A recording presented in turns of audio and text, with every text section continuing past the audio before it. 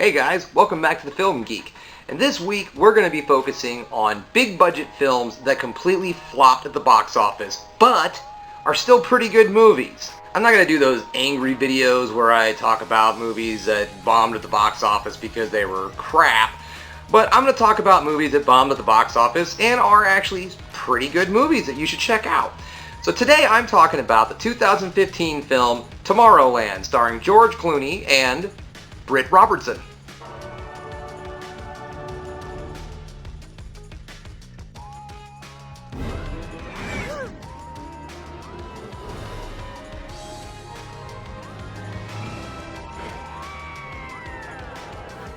This movie is directed by Brad Bird, and some of you might know he's also famous for directing The Incredibles and Iron Giant.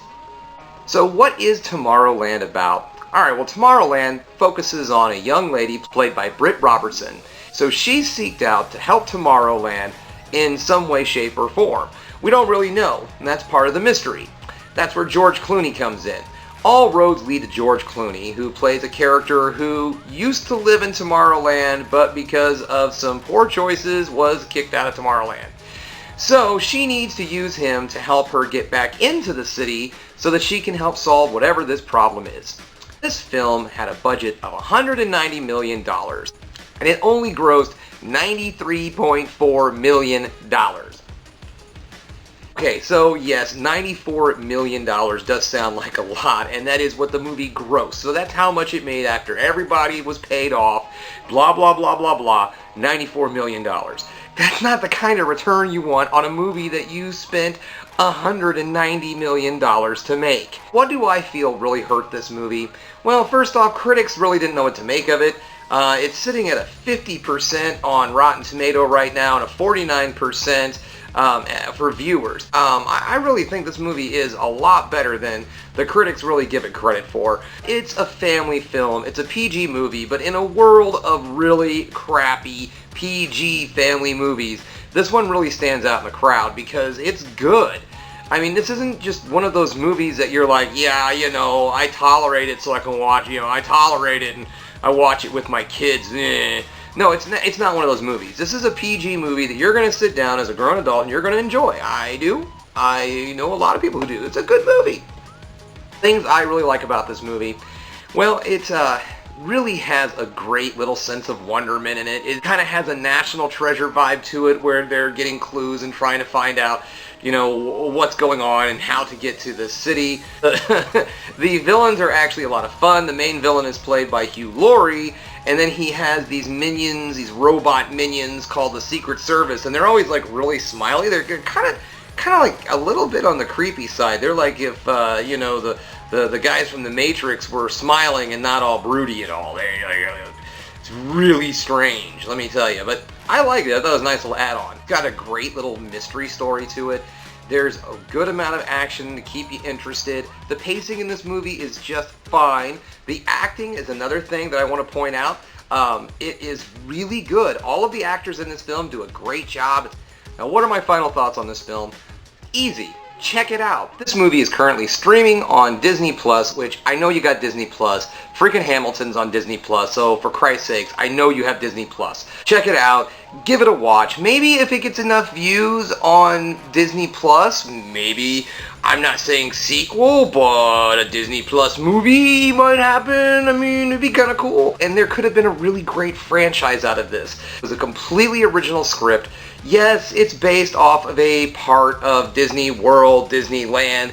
Tomorrowland is part of the park, but it's just a name. This movie doesn't center around that fact. Okay, yes, there are shout-outs, there are Easter eggs. You can see different buildings from Tomorrowland in the movie. But it doesn't throw you out of it. It's more of like a, hey, look over there. It's planet ship Earth. It's more like that. More Easter eggy, not heavy-handed. This was something different for Disney from right now. This was actually something original. This was a new thing. It was going to be an ongoing franchise, hopefully. And unfortunately, it just didn't take off. People didn't go out and see it, and here's what I think caused the problem. Alright, now at the end of these, But what I'm going to do is I'm going to tell everybody what I think the problem was, why I think this movie didn't do well at the box office. Okay, the reason I think it didn't do well at the box office is one, again, like I said, the critics were kind of wishy-washy about it. And number two, okay, the trailer wasn't very good. Unfortunately, the trailer was not very great at describing what was going to be going on in this movie. It just did a lot of those like pretty colors, special effects, CGI, and that was it. That was the trailer. I'm not one that really likes to get a lot of information out of a trailer. I enjoy a little teaser trailer or something like that just to give me a little nugget, but it kind of give me an idea of what this film could be like. A good example is the Candyman reboot trailer. It gives me really no information by telling me anything, but it gives me plenty of information if you're a fan of the film. Watch the Candyman remake trailer, you'll see what I'm talking about. So this is what I think really this movie suffered from, was very bad marketing. The trailer itself gave you no indication of what this movie was about, and so people just didn't show up to see it. Alright guys, thanks again for checking me out. Don't forget to like and subscribe, and you know what, look me up on Facebook. I am on Facebook under The Film Geek.